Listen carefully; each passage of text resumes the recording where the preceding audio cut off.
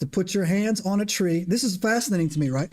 To put your hands on a tree or lean your back up against a tree and sit down for about 10 minutes, and it will pull the anxiety out of your body. It will ground you. It will pull you down, right?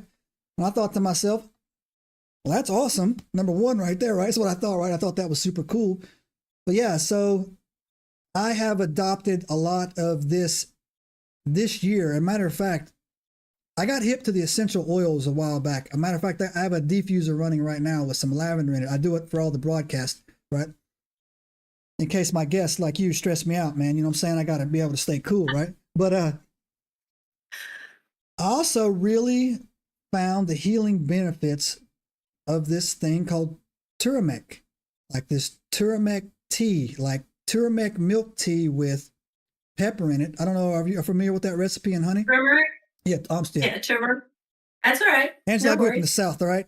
I don't know how you Yankees like to say it. Well, how I said it was the right way, so you need to dumb it down a little bit. I can't be a Yankee because I'm below the Mason-Dixon line. Right? So hey, exactly. Stop pretending you're better than me, right? You know what I'm saying? Right? So yeah.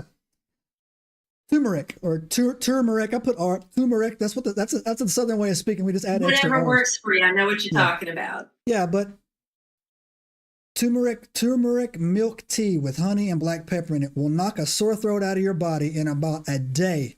I'm telling you, man, it is amazing. So basically, you heat up some milk, put some wildflower honey, local honey is probably the best. You put that how do you say it again? How do you say it again? Turmeric, right? There's an M in there, right? I'm leaving the M out. Turmeric. You put that in there, and black pepper to help it absorb into your body, and it will cure a sore throat, right? Quickly. Golden milk. That's what it's called. What's it called? Golden milk? Golden milk. Yeah. So it was amazing. It's amazing, right? And so that leads me into another direction that I want to go down this conversation with. Is that you remember when the daggone swine flu came out, like way back in I can't even remember when that was, man. Do you remember the scare? Like 2005, something like that. Something like that, right? So my son was probably, oh my gosh, I don't even know, maybe 7 years old. And they were giving those vaccinations at the school, right? And I was like, no, don't give my kid that vaccination from the school. But they took the other kids in there and they were giving them the vaccination up their noses. I don't know if you knew this or not, right? And so when they came out afterwards, they just put them all back in Gen Pop and they gave my kid freaking swine flu, right? So like he comes home like 2 days later and it was the year that Maryland got smoked by this insane blizzard that lasted for like 2 weeks, right? And he was there. He was very, very sick, right? And I was like, man, I got to get this kid to the emergency room, right? And people were like, look, man, you got to break his fever with Tylenol, with Motrin, right? It wasn't working. So I called 911. I was like, hey, look, man, I got a sick kid here. I know he's got the swine flu. And like I said, I cannot get out. And they're like, hey, look, we'll come and get you, but we're not bringing you home. And I was like, okay.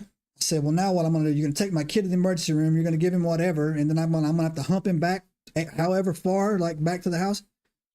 But I had a coworker tell me, and this is where I'm going with this, that if you put raw onions on your feet, it will break a fever. And I was at that point where I was like, you know what? I got to try anything. I was a single parent, so I got to try something, right?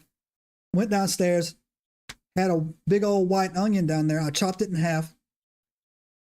Went upstairs, put the cut half on each of his feet and put on a pair of socks, right? And tied it around there, right? That fever broke in like 9 minutes, right? And I could actually smell the onions were doing something weird. Like it was like, I don't want to say pulsating, but like it was, the smell would get loud for a second. And then it would like, I could really smell the onion and then it would fade back. And then like the next day he was better. It was all gone, right? It was wild. So I don't know why I never got hip to that, thing moving forward. But then now, like I said, we went through the whole last, things that we went through. You know exactly what I'm talking about there. YouTube. That's my YouTube smile. That's my creepy YouTube smile. But it got me thinking too. Yeah, it got me thinking about something I want to bounce off you too. Is that when I read the Bible, I read the Bible a lot, and it talks about every time you read the Bible of an angel showing up, he's wearing linen. He's wearing white linen. And every time you see a vision of a prophet or, Jesus or somebody shows up, when they describe his clothing, their clothing, they say it, he's wearing the purest, whitest linen, right? But also when I read the Bible in there, right before the flood, our bloodlines were we lived a lot longer, but we're supposed to live up to 120 years, right? And we don't do that anymore. Yeah, we don't do that anymore, right? Subscribe now and turn on the notifications to join us on this extraordinary journey into the unknown.